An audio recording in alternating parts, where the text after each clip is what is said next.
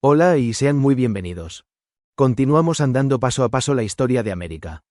Seguimos de la mano de la obra de don Antonio de Herrera, que nos guía, y continuamos comparándola con las opiniones de otros cronistas e historiadores. Comenzamos analizando el capítulo 11 del libro segundo. El gobierno del almirante en la Isabela y los primeros conflictos internos, hambre y motines.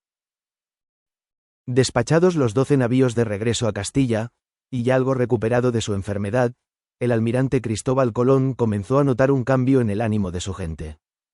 Entre las calles recién levantadas de la Isabela, se respiraba el descontento.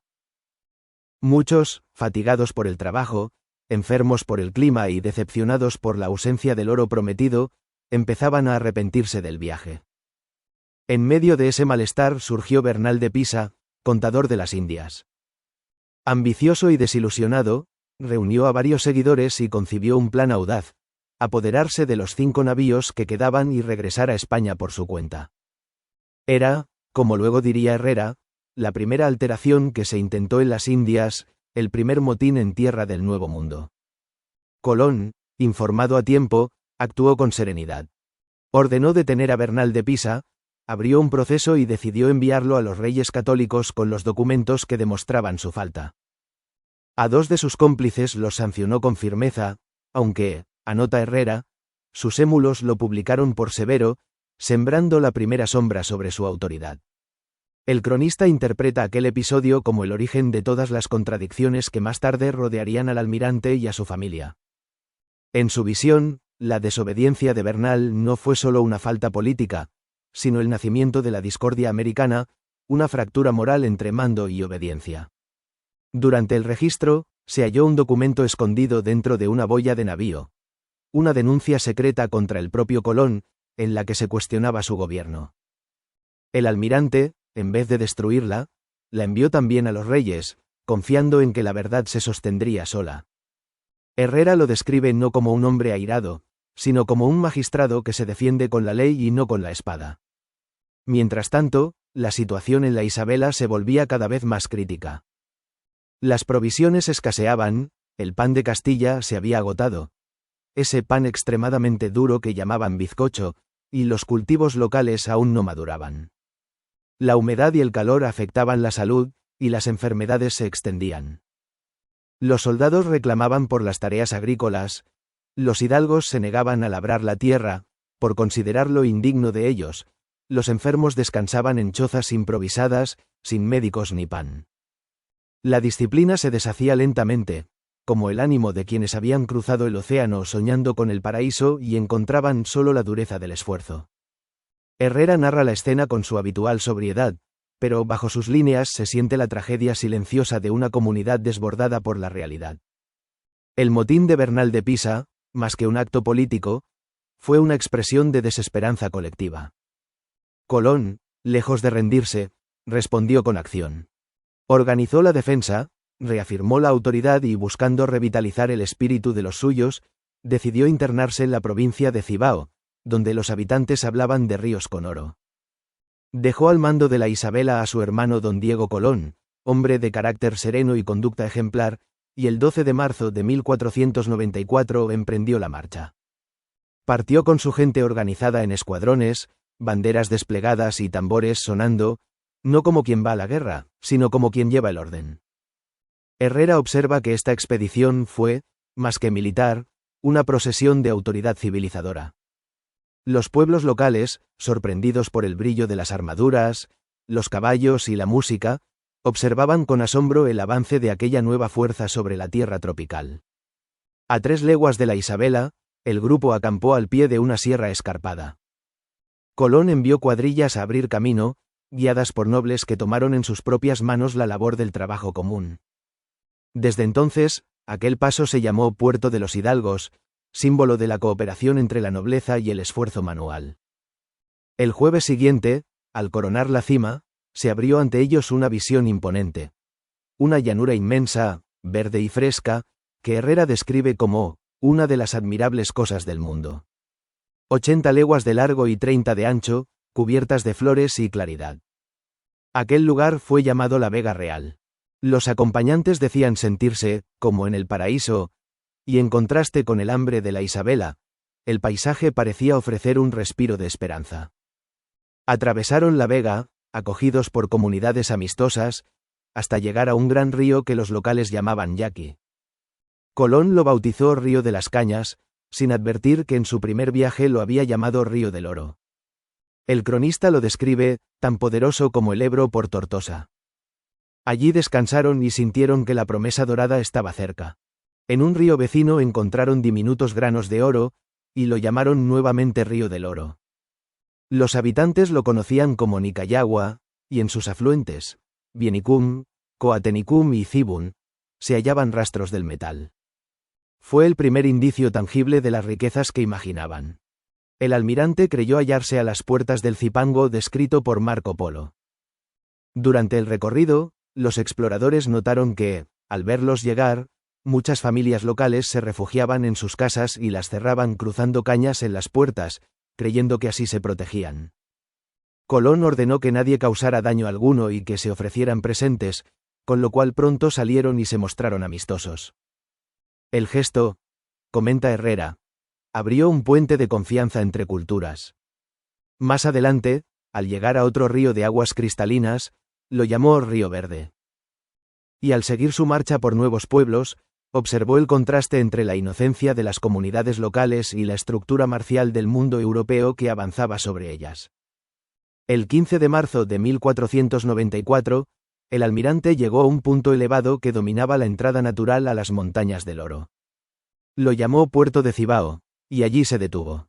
En estas páginas, Herrera contrapone dos mundos: la Isabela, abatida por el hambre, y la Vega Real, espléndida y fértil. Ambas imágenes, dice, forman un drama moral. La tierra es generosa, pero el ser humano se desordena. La naturaleza ofrece abundancia, pero la ambición la perturba. Las Casas interpreta los motines como una lección. Las dificultades eran la justa consecuencia del afán desmedido por las riquezas. Hernando Colón defiende a su padre. Los castigos fueron necesarios para preservar el orden y continuar la obra.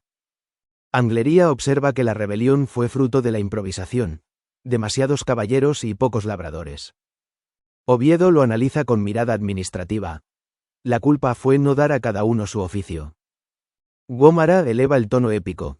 Entre enfermedad y hambre, el almirante sostuvo el mundo nuevo, solo con su voz. Los estudios modernos amplían esa visión. Eliot señala que aquí nace la política americana, gobierno entre la escasez y la desobediencia. Fernández Armesto lo llama el primer ensayo de la tragedia colonial, el orden impuesto sobre la incertidumbre. Pagden ve en la Vega Real el escenario donde se rompe el equilibrio entre naturaleza y civilización. O'Gorman afirma que en este punto, América deja de ser milagro y se vuelve conflicto. Y Todorov observa que aquí surge la primera incomunicación entre los propios conquistadores. Este episodio encierra una enseñanza doble. Por un lado, la capacidad del almirante para mantener el orden y sostener la autoridad. Por otro, la fragilidad de la empresa humana frente al cansancio, la carencia y la ambición. La Vega Real, descubierta después del sufrimiento de la Isabela, se convierte en símbolo de esperanza. El recordatorio de que la tierra prometida puede alcanzarse, pero solo mediante esfuerzo, disciplina y colaboración. Así comenzó la tierra a mostrarse generosa y los hombres a comprender que el cielo se las daba, pero por su soberbia podían perderla. Análisis del capítulo 12. El fuerte de Santo Tomás y el regreso al sufrimiento. Desde el puerto de Cibao, el almirante comenzó a levantar el ánimo de los suyos. Ordenó que los trabajadores abrieran camino con herramientas y enviaran mulas cargadas de alimentos a la Isabela, donde la población aún padecía escasez y debilidad. Subiendo por las colinas, volvió a contemplar la inmensa Vega Real, ese valle verde y luminoso que él mismo había llamado una de las maravillas del mundo. Más adelante entraron en el corazón de Cibao, una región áspera y pedregosa cuyo nombre, explica Herrera, proviene de Ciba, que significa piedra. Era un territorio de montes y arroyos innumerables, donde, en todos se hallaba oro, dice el cronista con asombro contenido. Los pinos se alzaban altos y rectos, las tierras eran secas salvo en las orillas de los ríos, y el aire, suave y claro. Herrera añade con precisión casi científica que, la provincia sería mayor que el reino de Portugal. En cada arroyo los hombres encontraban diminutos granos dorados que recogían con asombro, aún sin comprender del todo su valor. También hallaron vetas de cobre, lapislázuli y ámbar, aunque en poca cantidad. A unas 18 leguas de la Isabela, el almirante reconoció el potencial minero del lugar y decidió establecer allí una fortaleza. Eligió un cerro cercano al río Janique, en un punto estratégico. El río no contenía mucho oro, pero estaba rodeado de corrientes más ricas. Mandó construir una casa fuerte de tapia y madera, con un foso en las partes que no protegía el agua. Herrera cuenta que la fortaleza recibió el nombre de Santo Tomás, porque muchos no creían que hubiese oro en aquella isla, hasta que lo vieron. El nombre, inspirado en la figura del apóstol que dudaba hasta ver con sus propios ojos, se convirtió en metáfora de la época. La fe en la empresa americana, puesta a prueba por el hambre y el cansancio, renacía al tocar el oro real. El fuerte de Santo Tomás se transformó así en un símbolo de convicción y de materialización del sueño. Durante la construcción, los trabajadores hallaron entre los cimientos unos nidos de paja con piedras redondas, como huevos petrificados. Herrera, sorprendido, comenta que tal vez, la virtud mineral los convirtió en piedra. Ese detalle casi legendario sugiere que en el Nuevo Mundo la tierra misma parecía transformarse, como si todo estuviera destinado a volverse materia preciosa. El almirante dejó como alcaide al caballero catalán Pedro Margarit, con 56 hombres, y emprendió el regreso a la Isabela. Llegó el 29 de marzo de 1494, y halló la villa sumida en el infortunio. La población estaba agotada, muchos habían sucumbido a la enfermedad y al cansancio, y quienes quedaban se encontraban debilitados, temiendo por su salud.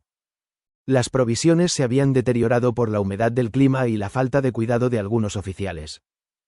El trigo escaseaba, la harina se agotó y los molinos no funcionaban. Los nobles, obligados a trabajar la tierra con sus propias manos, lo sentían como una humillación. Herrera describe el contraste con melancolía. El ideal de la nobleza cristiana se desmoronaba ante la necesidad. En el Nuevo Mundo, el linaje no servía, todos eran iguales ante el hambre. El almirante, forzado a imponer disciplina y trabajo, comenzó a ser señalado por su dureza. Incluso dentro de la Iglesia surgieron voces críticas.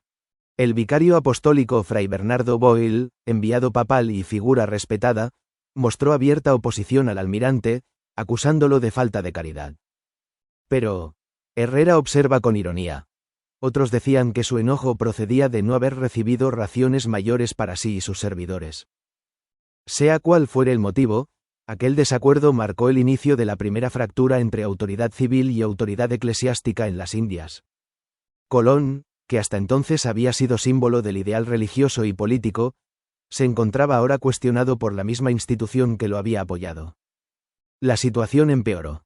Los enfermos se multiplicaban, faltaban manos para cuidarlos y los alimentos se reducían a casi nada.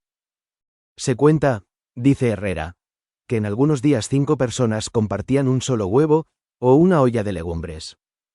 Sin medicinas ni reposo, la desesperación crecía. Los más débiles, consumidos por el cansancio, comenzaron a decir que oían voces extrañas entre las chozas. Así nació una de las leyendas más inquietantes del cronista. Tiempo después, ya despoblada la Isabela, algunos aseguraban haber oído por las noches voces y pasos entre las ruinas, y 2 caminantes afirmaron ver pasar una fila de hombres bien vestidos, que al saludarlos se quitaron los sombreros, y con ellos las cabezas. Herrera no afirma si lo creyó, pero el relato sobrevive como una alegoría del castigo moral. La ciudad fundada sobre el orgullo y la necesidad, quedaba habitada por sombras fantasmales. En medio de esa crisis, llegó una noticia alarmante desde el fuerte de Santo Tomás. Las comunidades vecinas se habían dispersado y el cacique Caonabo reunía fuerzas para atacar la fortaleza. El almirante reaccionó de inmediato. Envió 70 hombres de los más fuertes, con alimentos y armas, al mando de Alonso de Ojeda, para reforzar la guarnición y asegurar la región. Ordenó también que Pedro Margarite saliera en expedición por la zona para mostrar presencia y autoridad, no como agresión, sino como demostración política de poder y orden. Al mismo tiempo, Colón quería que su gente aprendiera a sustentarse con los recursos del lugar, porque las provisiones traídas de Castilla ya se agotaban. Comenzaba así una nueva fase de la empresa: adaptarse o desaparecer. En este punto, Herrera alterna dos espacios simbólicos: la sierra, donde se levanta Santo Tomás, representa la esperanza y la permanencia; la costa, donde languidece la Isabela, encarna la fragilidad humana y el agotamiento. El oro y el hambre se entrelazan como polos de una misma paradoja. El almirante construye una fortaleza para asegurar la riqueza, pero el precio es el desgaste del cuerpo y del espíritu de su gente. Las Casas observa en estos sucesos el momento en que la búsqueda del oro comenzó a enturbiar la pureza del propósito espiritual. Hernando Colón exalta la perseverancia de su padre, que en medio de la enfermedad y la envidia edificó fortalezas de piedra y de fe. Anglería, con tono trágico, comenta: de la fortaleza salió el orden, pero de la ciudad, los fantasmas. Oviedo ve en el fuerte la necesidad de la defensa en un territorio áspero, y Gómara lo celebra como el primer muro del nuevo imperio. Los historiadores modernos profundizan esa lectura. Eliot subraya que el fuerte simboliza el nacimiento del control territorial en América. Fernández Armesto observa que la Isabela y Santo Tomás son la dualidad del proyecto: civilización y hambre, fe y poder. Pagden considera que allí surge el germen del Estado colonial, donde la autoridad se ejerce con la cruz y con la espada. Thomas lo define como el primer intento de gobierno imperial en condiciones imposibles. Y O'Gorman interpreta este episodio como la transición del descubrimiento a la invención institucional de América. Este capítulo resume el corazón paradójico del proyecto colombino: la voluntad de permanencia en medio del sufrimiento humano. El fuerte de Santo Tomás se alza como signo de fe racional y de orden, mientras la Isabela se hunde en superstición y agotamiento. Entre ambos polos camina el almirante, fundador, gobernante y sobreviviente, que lucha no solo contra la materia y la naturaleza, sino también contra el desaliento de los hombres. Análisis del capítulo 13. El descubrimiento de Jamaica y el Jardín de la Reina.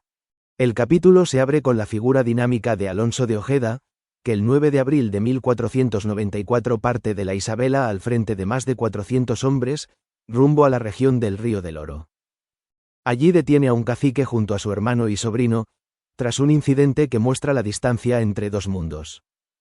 El suceso, según cuenta Herrera, fue simple. El cacique había entregado a 5 nativos para ayudar a 3 castellanos a cruzar el río a nado. Los castellanos se quitaron sus ropas y se las pasaron a los nativos para que ellos las cruzaran al otro lado, pero los indígenas, quizás pensando que se las regalaban, o tentados por lo llamativas que les parecían, se retiraron con las prendas y las conservaron en su aldea. Cuando el cacique las vio, las tomó para sí. No hubo violencia ni malicia, solo una diferencia de costumbres. Los nativos no tenían el concepto de propiedad privada, pero para los castellanos, esto fue un robo descarado, y para los habitantes locales, un acto sin culpa. Ojeda respondió con dureza, castigando públicamente a un participante, mientras Colón, al saberlo, ordenó una sanción mayor, que luego suspendió por intercesión del mismo cacique. El episodio, que Herrera narra con tono distante y moralizador, revela la tensión latente en la isla, el choque entre la justicia europea y la lógica distinta de las comunidades originarias. En ese clima, cualquier gesto podía transformarse en conflicto. Poco después, llegaron noticias aún más inquietantes: los seguidores del cacique apresado habían cercado a 5 castellanos y los habrían atacado de no ser por la rápida intervención de un jinete. La sucesión de incidentes convenció al almirante de que la paz en la isla solo podía sostenerse con autoridad firme, y decidió que él no estaba para esto, que sus órdenes principales eran otras: descubrir nuevas tierras, tal como le habían ordenado los reyes. Herrera comenta que lo movía su natural inclinación a no permanecer en ocio. Antes de partir, Colón organizó un consejo de gobierno en la Española, un antecedente del futuro poder político colonial. Nombró presidente a su hermano don Diego Colón, y consejeros a Fray Bernardo Boyle, Pedro Sánchez como coronel, Alonso Sánchez de Carvajal y Juan de Luján. Encargó a Pedro Margarite recorrer la isla con más de 400 soldados para fortalecer la autoridad castellana y conocer el territorio. Dejó 2 navíos de reserva en puerto y, con una nave mayor y 2 carabelas, partió hacia Occidente el 24 de abril de 1494.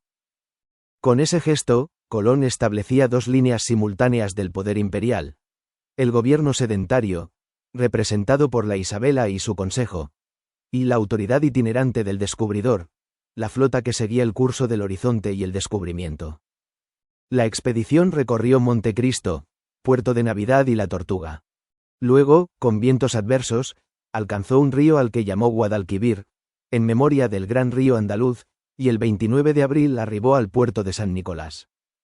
Desde allí distinguió la punta oriental de Cuba, a la que dio un nombre simbólico, Alfa y Omega, porque en ella comenzaba y terminaba la obra de su descubrimiento.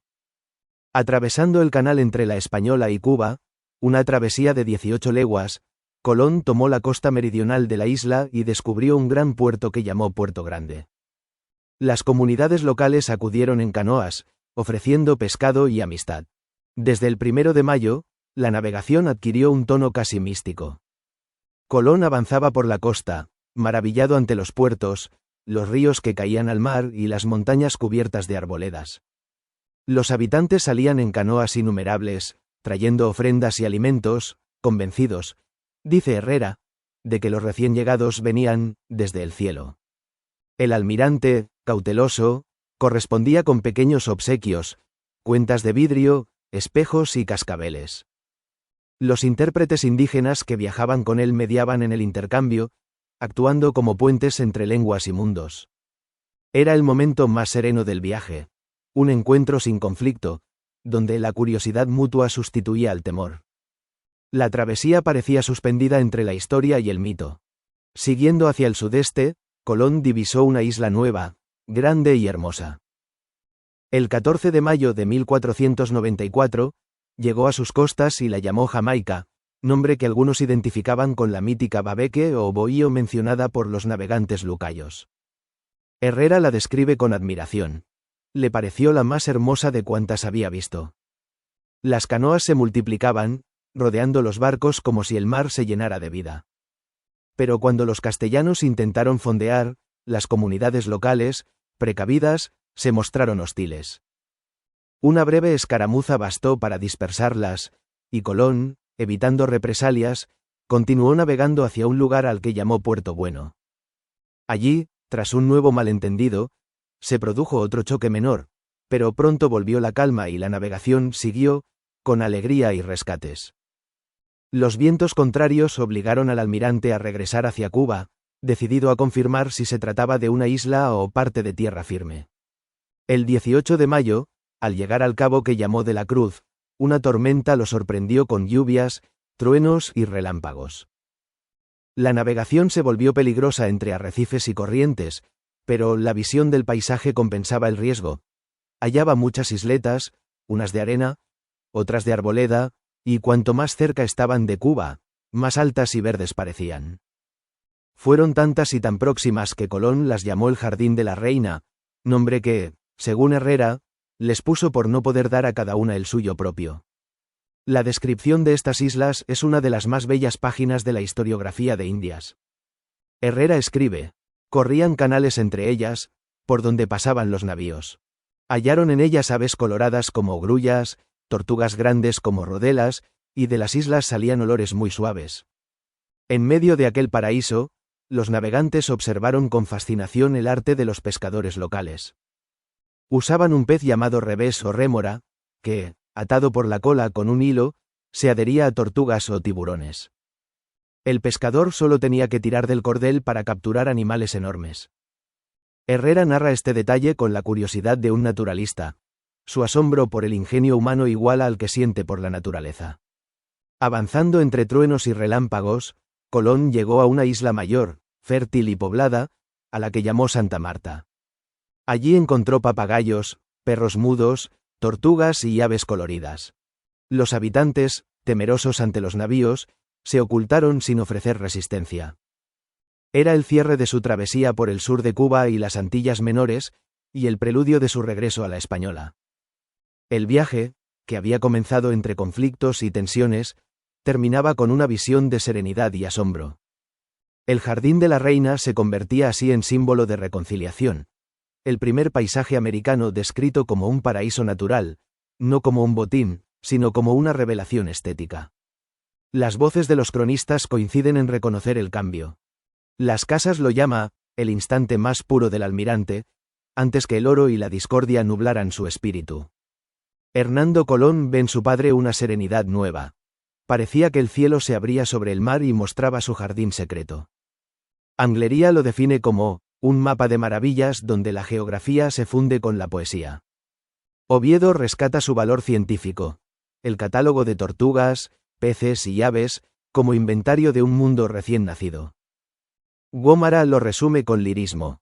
Jamaica fue la joya del mar, y el jardín de la reina, la sonrisa del orbe descubierto. Los historiadores modernos prolongan esa lectura. Eliot ve en este episodio el nacimiento del paisaje americano en la imaginación europea. Fernández Armesto lo llama una visión de inocencia antes del pecado colonial. Pagden interpreta el pasaje como el momento en que la mirada del conquistador se vuelve mirada estética. Thomas advierte que el jardín de la reina anticipa la geografía del deseo imperial, donde belleza y posesión se confunden. Y O'Gorman lo considera la invención poética del Nuevo Mundo como espacio ordenado y paradisíaco. Después del hambre de la Isabela y las tensiones del Cibao, Colón navega ahora por mares que huelen a flores, entre islas que parecen flotar sobre la música del viento. El descubrimiento de Jamaica y del Jardín de la Reina no fue solo una hazaña geográfica. Fue el instante en que la mirada europea descubrió la gracia americana, cuando el rudo conquistador se detuvo un momento para contemplar la belleza. Análisis del capítulo 14. La duda si Cuba era isla y la voz del sabio del mar. Agotados los víveres y escaseando el agua, el almirante decidió abandonar las pequeñas islas y dirigirse nuevamente hacia Cuba. Desde el mar, los bosques se veían tan espesos que era imposible distinguir si había pueblos entre ellos. Un marinero que descendió a tierra con su ballesta encontró a 30 hombres armados con lanzas y macanas, esas espadas de madera, propias del lugar. Aseguró haber visto entre ellos a una figura vestida con una túnica blanca hasta los pies. Cuando regresó con más hombres, no quedaba nadie. La escena, breve pero llena de misterio, quedó grabada en la memoria del viaje. Aquel hombre de blanco se desvaneció como un signo. Para algunos, fue un sacerdote de una comunidad desconocida, para otros, una visión del legendario Preste Juan, el monarca que, según los mitos europeos, gobernaba un reino cristiano oculto en Oriente. Pero la figura no volvió a aparecer. El viajero europeo creyó ver un reflejo de su propio mundo, y la realidad lo borró. Era el primer espejismo espiritual del Nuevo Mundo. Más adelante, los navegantes hallaron aldeas pacíficas. Sus habitantes ofrecieron frutas, pan de maíz y calabazas de agua. A cambio, Colón pidió llevar consigo a un hombre que conociera los caminos, para aprender sobre la tierra. De él supo que Cuba era una isla, y que hacia el poniente reinaba un soberano que no hablaba sino por señas. Ese rey silencioso, dice Herrera, parecía un reflejo del propio almirante, autoridad solitaria, venerada y aislada, que gobierna a través del silencio. Para Oviedo, con un poco de sarcasmo o humor cortesano, solo se trataba de un cacique mudo. Poco después, las naves quedaron varadas en un banco de arena de apenas una braza de profundidad. Fue necesario usar cuerdas y cabestrantes para liberarlas. El cronista describe con precisión el esfuerzo. Con gran angustia y trabajo sacaron las naves del peligro. El mar, que antes había sido jardín y perfume, se convertía ahora en piedra y fatiga. Los marineros, exhaustos, vieron el cielo oscurecerse bajo una nube de aves marinas. Luego llegaron palomas, gaviotas y bandadas sin número, hasta que el aire se llenó de alas. Al día siguiente, miles de mariposas cubrieron el horizonte, hasta que la lluvia las dispersó. Para Herrera, estas imágenes no son prodigio, sino símbolo. El mundo natural parecía acompañar la travesía, alternando belleza y advertencia. Era como si el mar mismo respirara con el cansancio de los hombres. Sin alimentos ni agua suficiente, Colón decidió regresar a la Española. En el camino, descubrió una isla de unas 30 leguas, a la que llamó el evangelista, hoy Isla de Pinos. Según el cronista, el almirante había recorrido 333 leguas, y midió la longitud entre Cádiz y el extremo occidental de Cuba hallando 75 grados de diferencia, o 5 horas de tiempo. Estos cálculos, anotados con precisión astronómica, revelan el otro rostro del viaje, el del navegante científico que mide el mundo mientras lo sueña. El 13 de junio, intentando volver, entraron por un canal que parecía seguro, pero estaba cerrado por bancos de arena. El pánico se extendió. Sin agua ni víveres, temieron quedar atrapados. Solo la calma del almirante, dice Herrera, salvó la situación.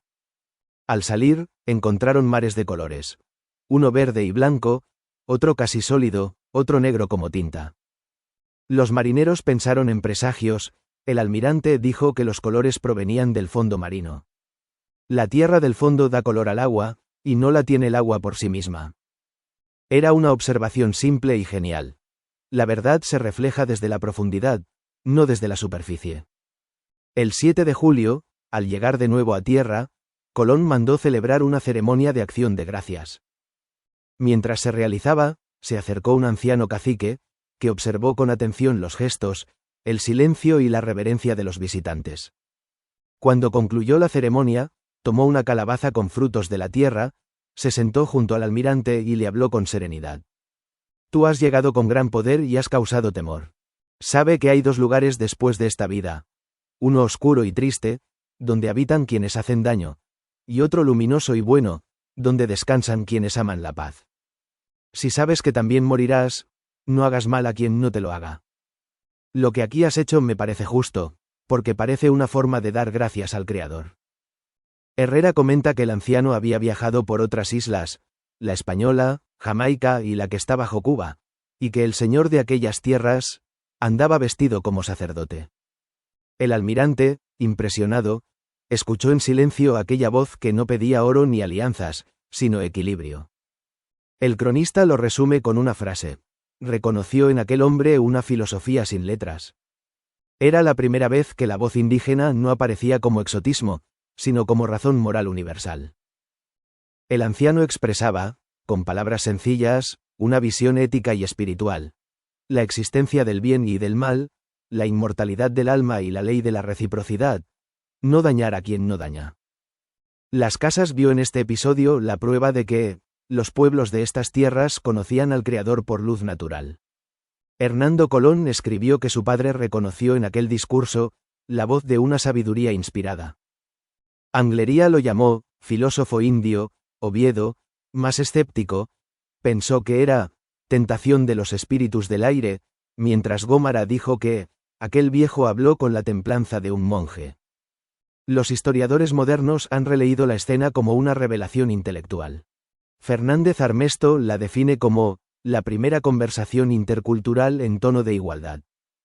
Pagden señala que allí, la palabra del otro adquiere autoridad filosófica. O'Gorman afirma que es el instante en que América deja de ser objeto y comienza a hablar. Y Todorov, en La conquista de América, concluye: el viejo de Cuba es el primer interlocutor del conquistador. El almirante, que buscaba certezas geográficas, ¿era Cuba isla o continente?, encontró otra certeza más profunda: la existencia de una moral natural compartida por todos los seres humanos. El mar, la duda y el cansancio se redimen en la palabra de un anciano que habla de paz.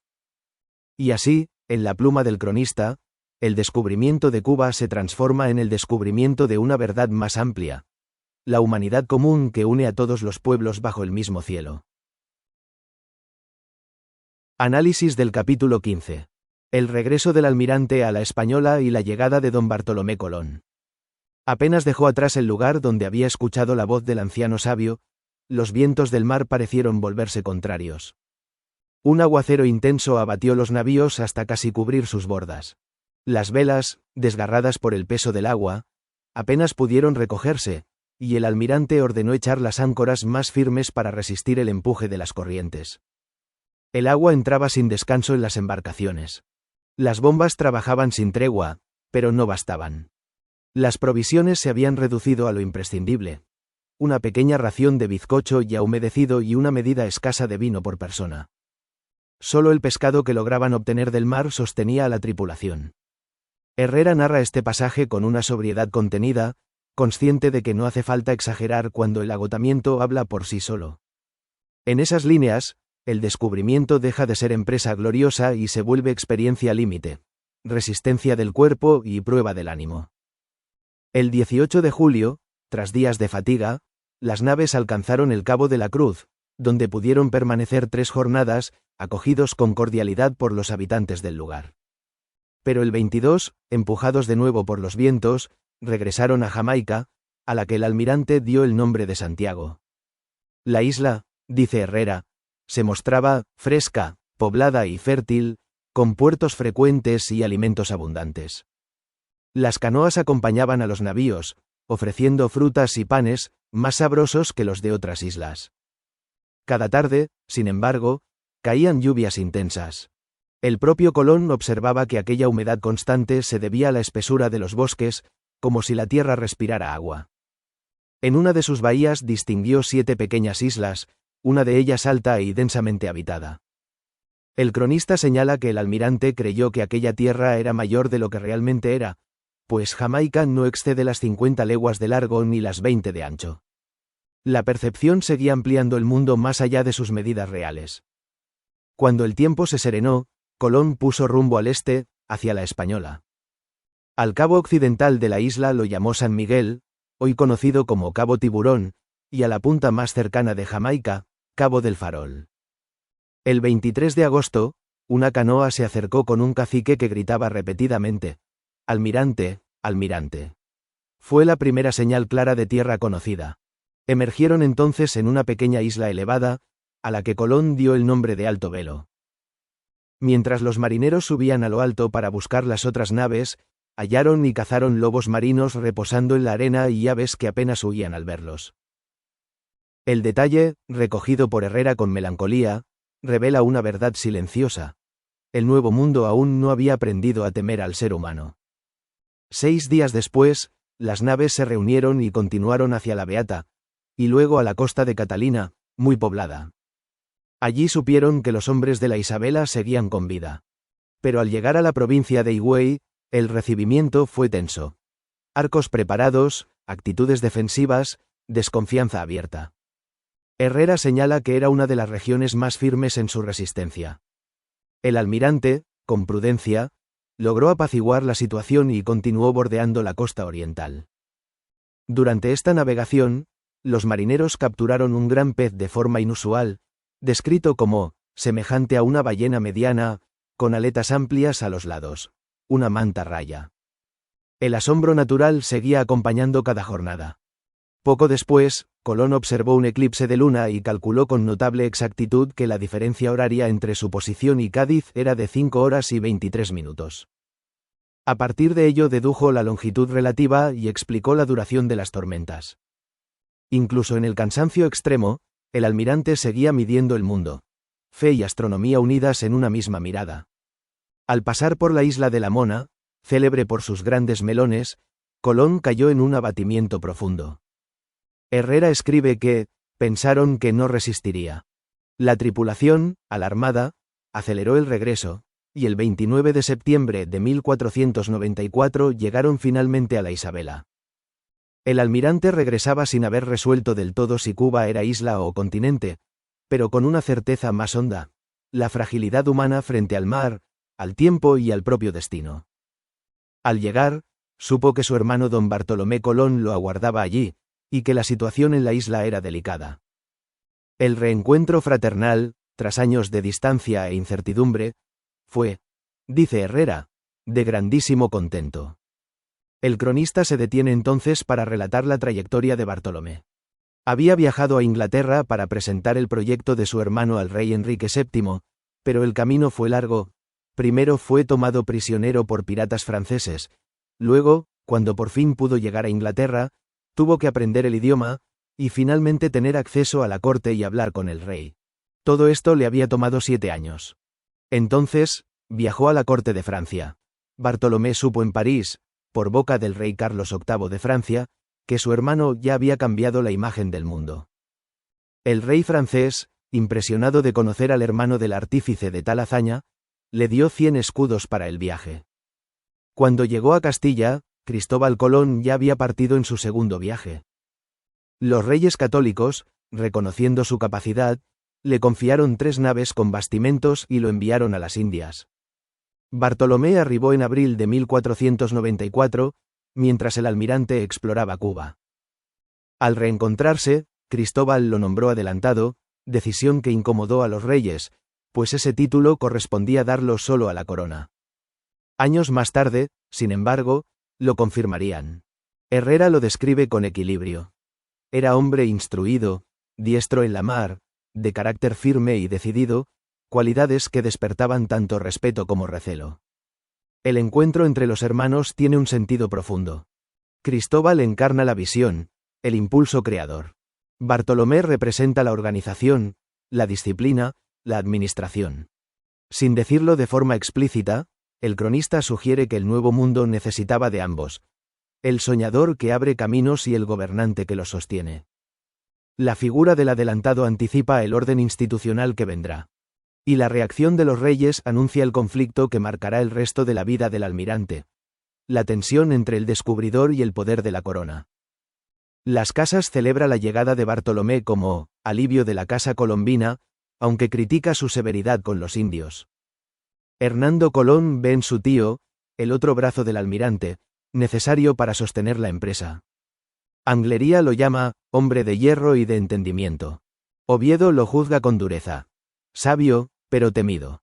Gómara lo presenta como modelo del caballero, valeroso y justiciero.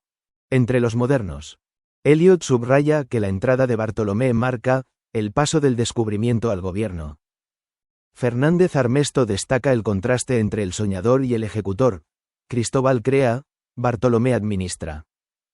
O'Gorman lee este reencuentro como la fractura íntima del mito de Colón. 2 hermanos, 2 visiones de América. El almirante ha regresado vivo del mar y de la enfermedad, ha reencontrado a su hermano, pero el mundo que lo espera en tierra ya no es el mismo. Las fracturas ya se han profundizado. La fraternidad se mezcla con la política, la fe con la administración. El océano le devolvió con vida, pero no al mismo hombre que se había internado en él. Regresó el navegante visionario, y comenzó el tiempo del gobernador. Si te está gustando este contenido, te agradecería infinitamente si te suscribes, le das a la campanita y compartes con alguien que ame conocer la historia paso a paso. Hasta pronto y muchas gracias.